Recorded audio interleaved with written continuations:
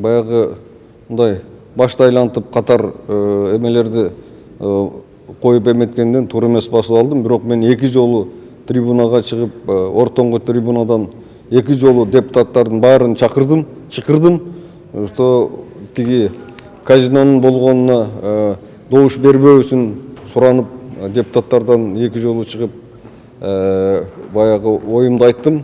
Бул мен караман каршымын. Бул жакшы нерсе эмес. Бул башты айланып туруп азыр мындай өткөрдү.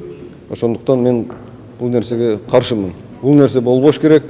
Мынан башка дагы мамлекетти, кыргыз элини, кыргыз мамлекетини өндүрүп кете турган көп жолдор бар. Ошолор менен өнүктүрүш керек. Мындай нерсе бул аягы жакшы болбойт. Ошол.